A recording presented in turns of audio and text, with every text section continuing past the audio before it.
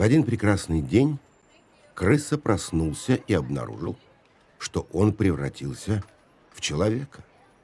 Он уселся и долго созерцал свое новое тело. «Наверное, это сон», — подумал он. Но нет, это был не сон. Не сон, а явь. Он встал и решил отправиться в город.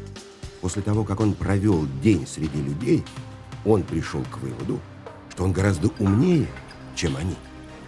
Он считал, что люди очень инертны, а крысы, напротив, они всегда начеку, они бодры и сообразительны. Он подумал о них. Вероятно, они решили, что он мертв. Но нет, он не умер. Когда наступили сумерки, он отправился в парк и уселся на одну из скамеек. Так он посидел некоторое время, а потом обратил внимание, что крысы каштановой масти стоят и с любопытством взирают на него. Он сначала даже и не знал, что ему делать, а потом вспомнил, что у него в кармане есть кусок хлеба. Он осторожно вытащил его и положил на землю. Ждать ему пришлось недолго. Крысы скоро приблизились к хлебу и понюхали. Но вместо того, чтобы есть хлеб, они по-прежнему смотрели на него. Тогда он наклонился вперед и вытянул правую ладонь. Таким образом он приглашал, чтобы кто-нибудь из крыс сел ему на руку, и скоро туда села одна из крыс. Он медленно поднял руку и обнюхал ее. В этот миг он понял, что крысы, которые стоят и смотрят на него, были его друзьями. И он увидел, что они любят его. Он ласково погладил крысу, а потом спустил ее на землю. Потом встал и ушел из парка. Он уже не был крысой. Теперь он был человеком. «Но что я буду делать среди людей?» — спрашивал он себя. «Ведь они только спят и видят, как бы им истребить мое родное крысиное племя». И вдруг он даже и сам не знал, почему он задумался о Христе.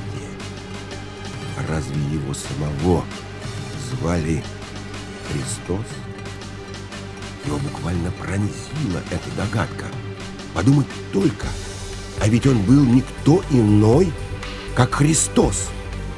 Крысиный Христос. Он остановился и взглянул на небеса. Он даже не поверил своим глазам. Вдруг вокруг наступила тьма. Но скоро он снова задумался о том, а действительно ли он крысиный Христос. Тогда небеса неожиданно вспыхнули ярким светом. Свет ослепил его, и он зажмурил глаза. Как долго он так стоял с закрытыми глазами, позже он не мог вспомнить.